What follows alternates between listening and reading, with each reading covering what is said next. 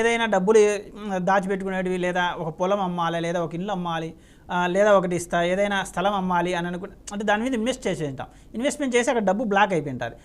దాని ద్వారా మనం ఇన్నాళ్ళు అంటే 1 సంవత్సర కాలం 2 సంవత్సరాల కాలంలో ఆ ఇంట్రెస్ట్ అనేది పెరుగుతూ పోతూ ఉంటుంది. ఆ డబ్బు అనేది మీకు ఆదాయపు రూపంలో రాకపోవడం కూడా అది ఆకస్మిక ధననష్టం కింద ఉంటుంది.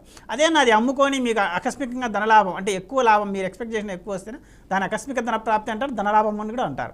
ఇట్లాంటివి ఏంటంటేనా మనం ఇంట్లో కొన్ని మార్పులు చేసుకోవడం వల్ల వాస్తు మార్పులు చేసుకోవడం వల్ల చాలామంది జరుగుతూ ఉన్నాయి.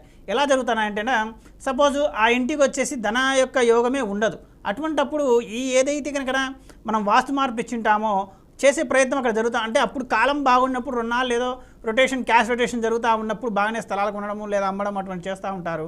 ఉన్నటువంటి సడన్గా ఎవరికి అందరం బాగా అమ్ముకుంటారో చేసుకుంటారని వీళ్ళు మాత్రం అమ్ముకోలేరు. అట్లా ఇబ్బంది జరుగుతూ ఉంటుంది. అటువంటి వాళ్ళకు వచ్చేసి ఇటువంటి వాస్తు మార్పుల కారణంగా ఆ యొక్క మార్పు బ్రహ్మాండం కలుగుతుంది, చాలా బాగుంటుంది.